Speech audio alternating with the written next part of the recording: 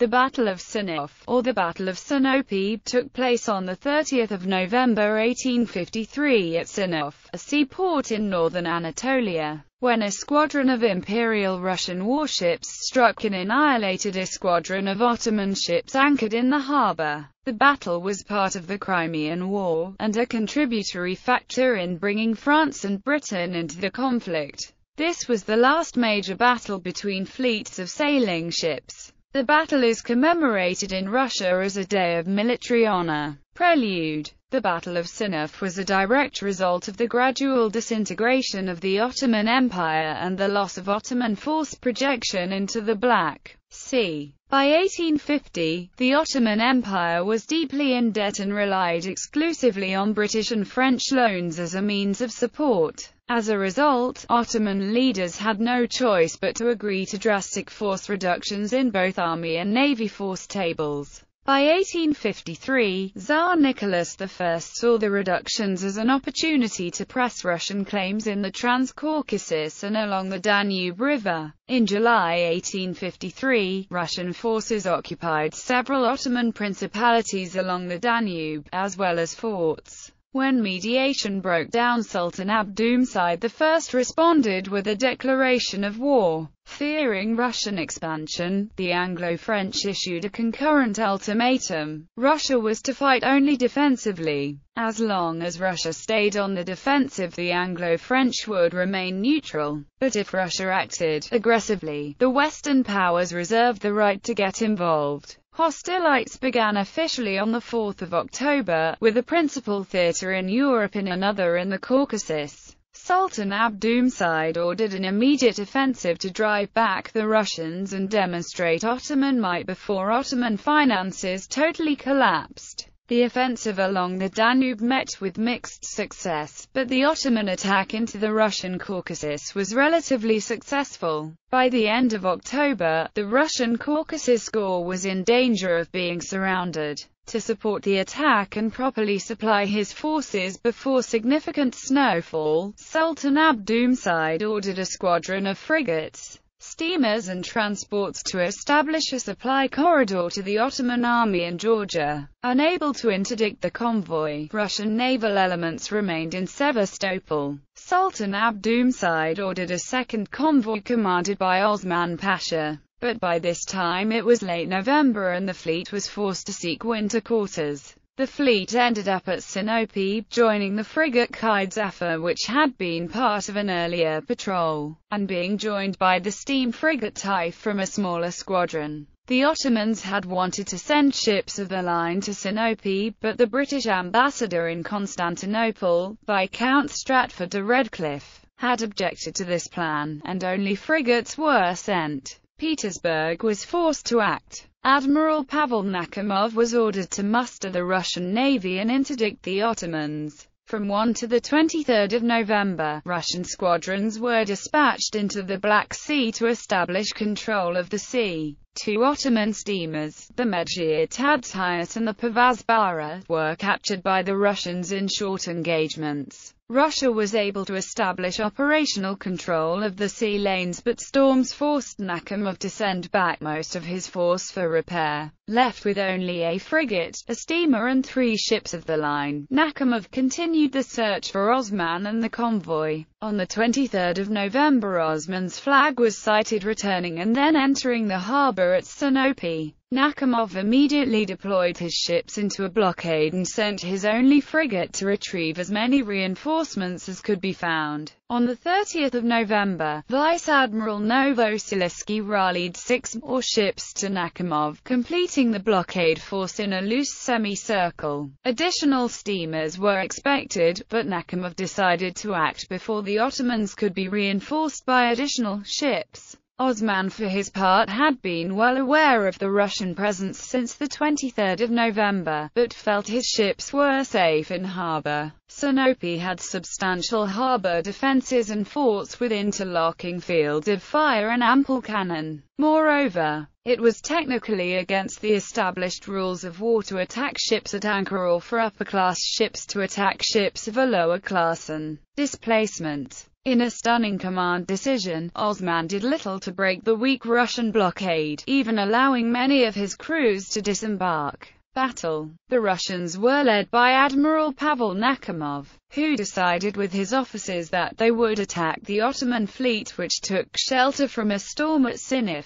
Strengthened by the squadron of Rear Admiral Fyodor Novosilsky, Nakhimov consolidated over 700 cannon in 6 ships of the line, 2 frigates and 3 armed steamers. The Ottoman forces included 7 frigates, 3 corvettes and 2 armed steamers. The Russians planned to deploy their ships in 2 columns where they would advance to within close range of the enemy vessels before dropping anchor and opening fire. Under Admiral Nakhimov's command, the 84-gun ship Imperatrica Maria was the first to engage when she fired on the 44-gun Ottoman flagship Orniala. The Russian squadron entered the harbor from the northwest in a triangular formation. Nakhimov arranged his force between the Ottomans and the shore batteries, shielding his own force and exposing the Ottomans to potential friendly fire. Nakhimov spaced his battleships evenly in 2 lines covering the entire harbor with interlocking fields of fire. Russian gunners began to score hits on all of the Ottoman targets. The shells fired by Russian guns immediately set Ottoman ships on fire. Panic-stricken Ottoman sailors found firefighting efforts difficult amidst continued fire and almost constant shrapnel. After about 30 minutes of combat, the Ottoman frigate was full of shot holes and ran aground when her cable was cut. Imperatrica Maria then attacked the 44-gun frigate Fazli Allah, which caught fire and grounded. Meanwhile, the other Russian ships engaged the Nizami and Damiyad, which were grounded. The Ottoman frigate Navik Bakra exploded and sank along with the corvette Guli Sefard. Russian gunners continued the destruction, sinking every ship in the harbor, including launches, fishing boats, and other small craft. Only one Ottoman vessel, the 12-gun steamer Taif, managed to escape the battle, while all the others were either sunk or purposely run ashore to prevent sinking. She fled to Constantinople and arrived on the 2nd of December, where she informed the Ottoman government of the defeat at Sinop.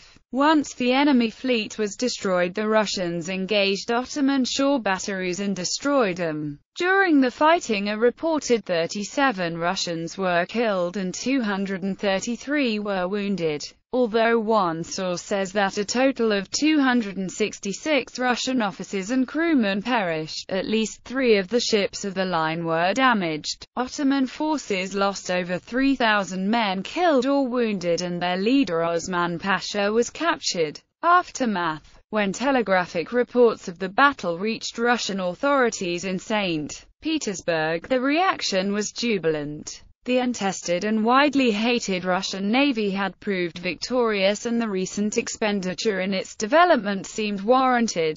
Several balls were held to celebrate the victory, and a state-funded parade was held. The affair was rather grand, involving dances, bands, parading troops that had not taken part in the battle, and criminals dressed up in Ottoman uniforms. Military advisors saw the battle as a turning point and pushed for shell-firing guns to be installed on all Russian ships. The reaction in Constantinople was less enthusiastic, with Ottoman reaction ranging from concern to total panic. Russia had annihilated a vital convoy and now had operational control over the Black Sea. The destruction of the harbor defenses opened the door to Russian invasion, and suddenly the entire Samsun and Trabzon coast was now at risk. Moreover, the Russian violation of the British-French mandate for the war meant that the actions of Russia could no longer be predicted, and Russia might not be fighting with one hand tied behind its back.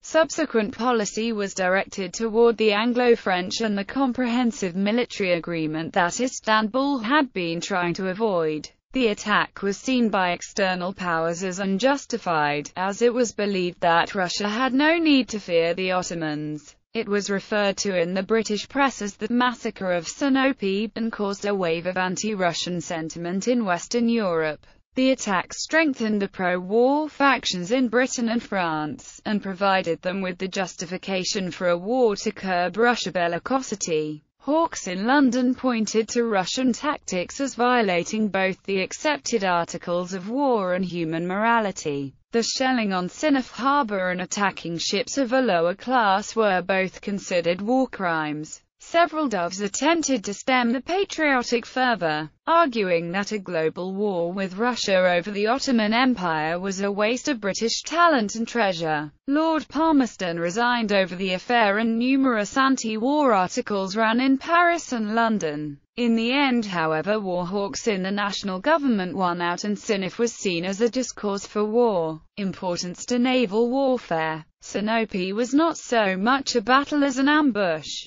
but its results were nonetheless important to the practice of 19th-century warfare and the evolution of naval doctrine. Prior to Sinop, the standard naval armament were smoothbores that fired cannonballs, shot, shrapnel or other projectiles. Paixhan's guns or regional equivalents were slowly being integrated into navies, but only the French, Russian and American navies had made a comprehensive effort. These batteries represented a clear evolution in naval technology that broke through the final ceiling of the Age of Sail. Unlike previous smoothbore ordnance, Paixhan's guns fired explosive shells and not mere metal projectiles. The shells themselves did both kinetic and explosive damage, causing fires. In addition, the new guns were heavier, could engage at a higher range, and possessed far greater penetrating power. But until 1853, no navy had made comprehensive use of shell-firing guns in a live combat environment. Indeed, many experts disparaged the new weapons and the larger ships required to carry them as too heavy for naval warfare. The results of Sinop were clear and showed that the new weapons were effective. As a result, an arms race ensued, with participant nations desperately looking for ways to upgun existing ships and incorporate the shell-firing guns into new vessels. This was the last major battle between fleets of sailing ships.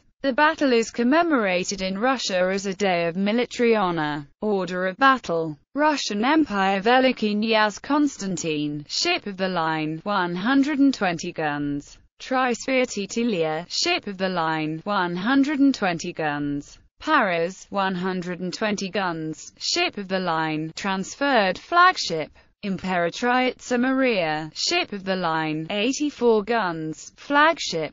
Chesma, ship of the line, 84 guns. Rostislav, ship of the line, 84 guns. Kulovcha, frigate, 54 guns. Kagel, frigate, 44 guns. Odessa, steamer, 4 guns. Krim, steamer, 4 guns. Kherson, steamer, 4 guns. Ottoman Empire, Avni frigate, 44 guns. Faisal frigate, 44 guns. Nizamiya, frigate, 62 guns. Nessun Zafar, frigate, 60 guns. Navik Bara, frigate, 58 guns. Damiat, frigate, 56 guns. Qaid Zafar, frigate, 54 guns. Nejm Fission, corvette, 24 guns. Faiz Mabud, corvette, 24 guns. Kelsayford, corvette, 22 guns. Taif, steamer, 12 guns. Erkli, steamer, 10 guns.